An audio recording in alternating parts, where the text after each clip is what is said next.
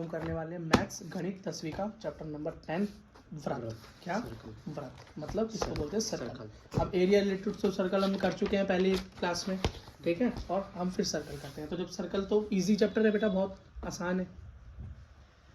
व्रत जो है काफ़ी आसान है। व्रत क्या होता है, जैसे आपकी चूड़ी होती है ना, वो व्रत होता है, मतलब जिसके अंदर सारा एरिया खाली होता है, सिर्फ सरकमफ्रेंस होता है, सिर्फ परिधि होती है। और एक और बात याद रखना कि एक सर्कल जो बनता है वो कैसे बनता है, बीच में एक सेंटर में पॉइंट ले लो, उस ये अगर मानो सारी जगह पॉइंट्स हैं तो ये इस पॉइंट से क्या होंगे, हमेशा सेम दूरी पर होंगे, समान डिस्टेंस पे होंगे हमेशा। तो बेटा इसी को मैं क्या बोलता हूँ, एक पॉइंट बीच के सेंटर से किसी सरकमफ्रेंस पे या परिधि पे बने हुए पॉइंट की दूरी को रेडियस बोलते हैं। क्या बोलते हैं? रेडियस बोलते हैं, हिंदी में त्रिज्या बोलते हैं। और इसको पूरा खींच दूं, इस सेंटर से पूरा खींच दूं, तो इसको बेटा हम क्या बोलते हैं, डायमीटर बोलते हैं। क्या बोलते हैं? डायमीटर बोलते हैं। और इसी को बेटा हम हिंदी में व्यास बोलते हैं। क्या? व्यास बोलते हैं। अगर मैं कोई दो पॉइंट के बीच में लाइन खींचूं जो कि सेंटर से होके ना जाए, जो सेंटर से होके ना जाए, हाँ, तो उसे मैं जीवा कहता हूँ, या इंग्लिश में कॉर्ड कहता हूँ और हिंदी में जीवा कहता हूँ। तो क्या डायमीटर को हम जीवा नहीं कह सकते? कह सकते हैं भाई, ये भी एक जीवा है। और ये कैसी जीवा है? ये व्रत की सबसे बड़ी जीवा है। मतलब longest code of a circle is diameter. आप याद रखना, डायमीटर क्या होता है, 2r के बराबर होता है। समझ में आ रहा ना, आधा r होता है, पूरा d होता है, तो 2r मिलके तो एक d बनाएंगे। बात समझ में आ गई? ठीक है बेटा, अगली चीज देखो। अगर कोई सर्कल है, उससे कोई बेटा एक लाइन छू कर किसी एक सिंगल पॉइंट पर निकल जाए, ठीक है, मान लो इस पॉइंट पे ए पॉइंट है और ये पी और क्यू रेखा है जो कि इसको छू कर निकल गई, तो इसको बेटा हम क्या बोलेंगे, टेंजेंट बोलेंगे। क्या? टेंजेंट बोलेंगे। हिंदी के अंदर से बोलते हैं भैया शीर्षीय रेखा या स्पर्श रेखा, जो छू जाए। क्या? जो छू जाए, हाँ, रेखा। रेखा कैसे लिख दिया मैंने, स्पर्श रेखा। हिंदी में तो फेल हो जाऊंगा मैं। अगला देखो, ये रहा सेंटर। समझ में आया? ठीक है। अगली एक लाइन होती है, अगर कोई लाइन बेटा पूरे व्रत को आर पार किसी अंदर पॉइंट से आर पार काट कर चली जाए। अगर ये कॉर्ड होती तो यहीं से यहीं अंदर ही रह जाती, ठीक है, तो ये क्या आर पार हो गई, निकल गई, तो बेटा इसको हम क्या बोलते हैं, सेकेंट कहते हैं या स्कैंट कहते हैं, ठीक है, या सेकेंट के बोलते हैं, जैसे मर्जी बोलो इंग्लिश के अंदर। और हिंदी में से छेदिका बोलते हैं। क्या बोलते हैं? छेदिका। अगली चीज देखो। अब देखो बेटा, सर्कल की सबसे पहली प्रमेय थ्योरम नंबर 1। क्या? और ये 9वीं क्लास के अंदर 10 बार सिद्ध कर चुके हैं, लेकिन 10वीं में सिद्ध करने को नहीं आती क्योंकि इजी इतनी है।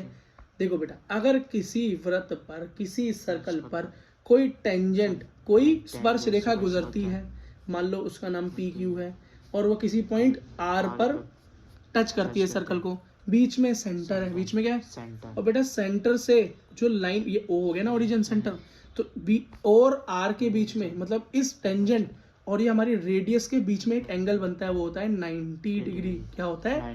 90 डिग्री। इसको बेटा प्रूफ हमने कैसे किया था, पाइथागोरस थ्योरम से किया था 9th क्लास में, लेकिन इसका बेटा प्रूफ 10th क्लास में इतना इंपॉर्टेंट नहीं है। एक और है आगे नेक्स्ट थ्योरम, वो इंपॉर्टेंट है।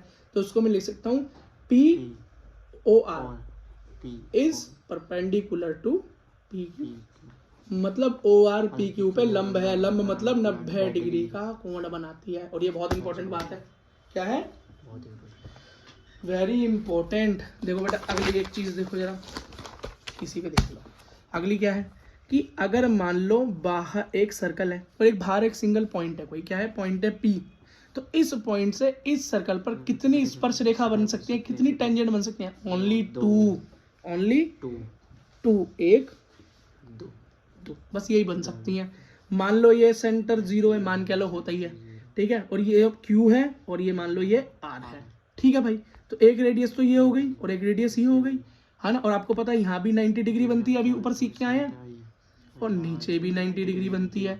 तो बेटा इसकी जो थ्योरम होती है वो ये कहती है कि ऊपर वाली इस स्पर्श रेखा की दूरी या लंबाई नीचे वाली स्पर्श रेखा, मतलब ये टेंजेंट नीचे वाले टेंजेंट के बराबर होता है। मतलब P Q is equals to P R होता है। ये कहती है मेरी थ्योरम नंबर 2। और ये ऐसे ही नहीं है कि आप बस कह के मान जाओ, नहीं जी, इसे प्रूफ करना पड़ता है। क्या? प्रूफ करना पड़ता है, इसे सिद्ध करना पड़ता है। तो बहुत आसान है। देखो बेटा, क्या करो, ओ से लेके पी तक एक सिंगल लाइन की रचना कर दो। क्या कर दो, रचना। तो आप यहाँ लिखोगे रचना और इंग्लिश में लिखोगे कंस्ट्रक्शन। क्या लिखोगे, क्या, ओ पी रेखा या लाइन ड्रॉ की।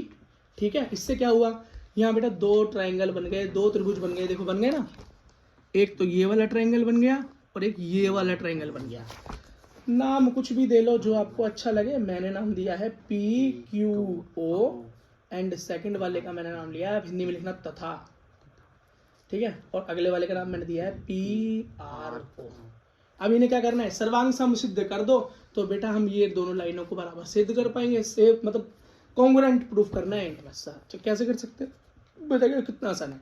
ऊपर एंगल क्यू और नीचे का एंगल आर, दोनों 90 हैं, है ना। क्यों, क्योंकि भैया रेडियस क्या बनाती है, टेंजेंट पर 90 का एंगल बनाती है। कौन बनाती है, अभी प्रमेय नंबर 1 में सीखा है हमने, थ्योरम नंबर 1 में। नीचे आ जाओ।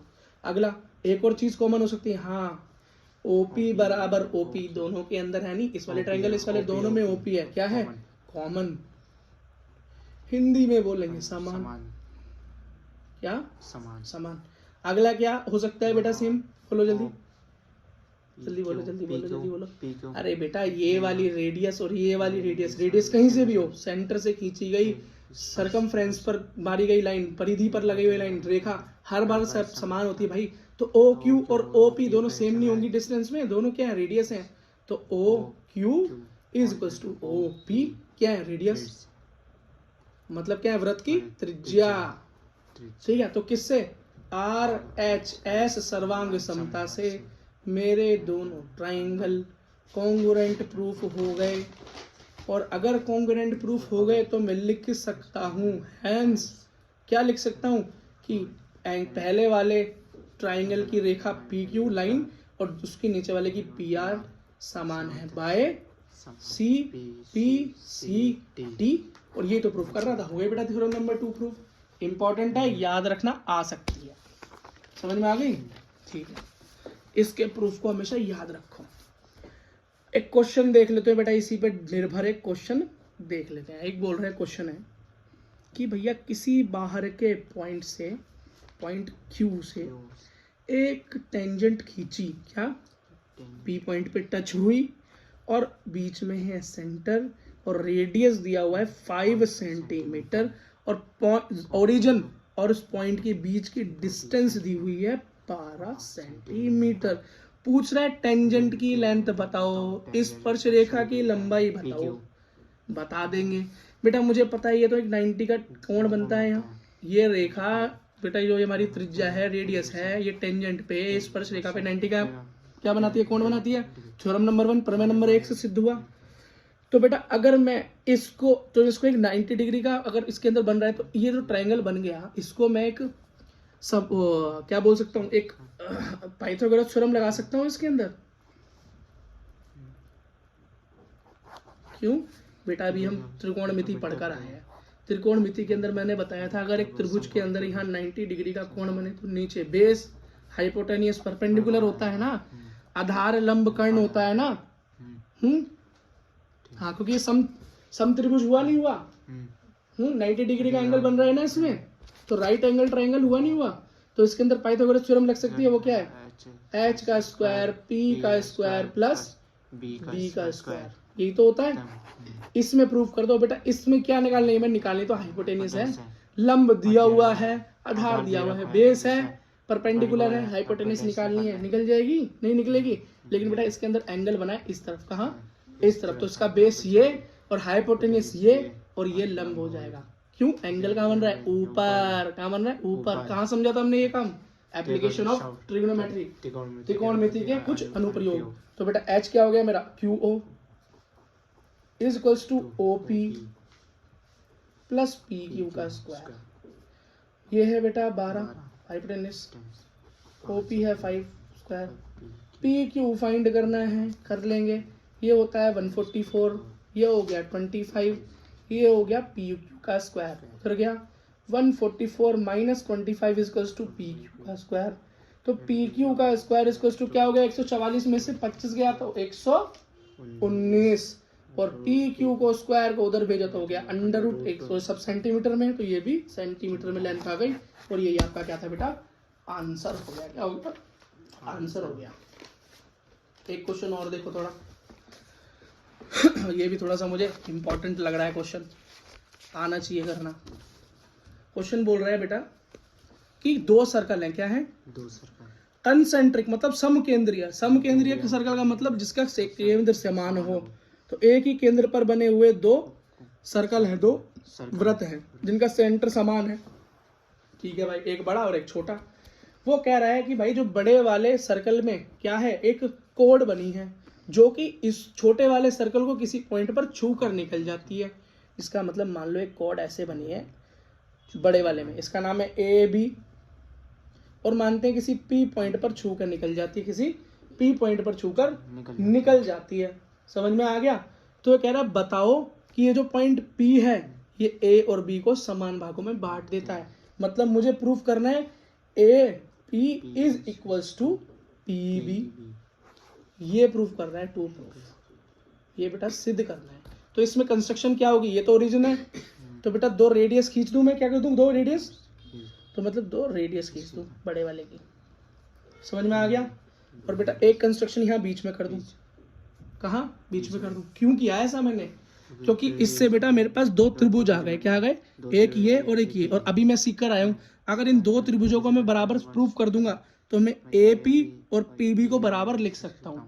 ठीक, अब इसके अंदर क्या है, यहाँ पर बेटा मुझे पता है रेडियस से टेंजेंट ही तो हो गया छोटे वाले का, स्पर्श रेखा हो गई। तो रेडियस का मतलब क्या हुआ, त्रिज्या। त्रिज्या बेटा जब कहाँ लगती है, स्पर्श रेखा पर लगती है टेंजेंट, तो यहाँ 90 का एंगल बनाती है, तो यहाँ भी 90 और यहाँ भी 90, दोनों तरफ 90 का एंगल बन गया। बेटा इन दोनों ट्रायंगलों को बराबर प्रूफ करना तो मुझे नहीं लगता कोई बड़ी बात है। एक ट्रायंगल ले लिया आपने ओ ए पी एंड दूसरा ट्रायंगल आपने ले लिया ओ बी पी। ठीक है, इसके अंदर क्या हो सकता है 90 एंगल 90 मतलब एंगल पी बराबर angle P is equals to 90। ठीक है, और एक बीच में रेखा बराबर है ना, कौन सी वाली बराबर है, ओ पी बराबर ओ पी। बेटा ये रेखा बराबर है ना। और एक चीज और क्या लिख सकते हो, बोलो बोलो जल्दी बोलो। अरे ये वाली त्रिज्या और ये वाली त्रिज्या भी तो समान है, रेडियस तो हमेशा सेम होती हैं, ओ ए बराबर ओ बी, तो यहाँ के रेडियस ये क्या है कॉमन, तो क्या हो गया बाय आर एच एस समरूपता से हमारे दोनों ट्रायंगल क्या हो गए समरूप हो गए, और इस वजह से मैं लिख सकता हूं A P is equals to P B by C P C T. और बेटा जितने भी क्वेश्चन आपके चैप्टर में आने वाले हैं, जितने भी चैप्टर आने वाले हैं, बेटा शॉर्ट वीडियो में इतना ही कवर हो सकता है, तो कॉन्सेप्ट सारे क्लियर करा दिए, थ्योरम दोनों बता दिए। बेटा यही थ्योरम कहीं ना कहीं प्रूफ करनी है, मतलब कहीं ना कहीं यही थ्योरम यूज हो रही होंगी, यही दो थ्योरम्स का यूज होके ही आपके सारे क्वेश्चन सॉल्व होंगे। क्वेश्चन कैसा भी हो उससे डरना नहीं है, आराम से देखना है कि बेटा कहाँ टेंजेंट बन रहा है, कहाँ पर बेटा 90 का कौन आ रहा है, कहाँ पर बेटा दो टेंजेंट है, कहाँ पे सिंगल है, कहाँ पर मैं ट्रायंगल बना सकता हूँ, कहाँ पर इन दोनों को मैं सर्वांग या बेटा क्या प्रूफ कर सकता हूँ, दोनों को कॉन्ग्रुएंट प्रूफ कर सकता हूँ और अपना आंसर निकाल सकता हूँ। बेटा कोई भी क्वेश्चन सॉल्व कर सकते हो। All the best.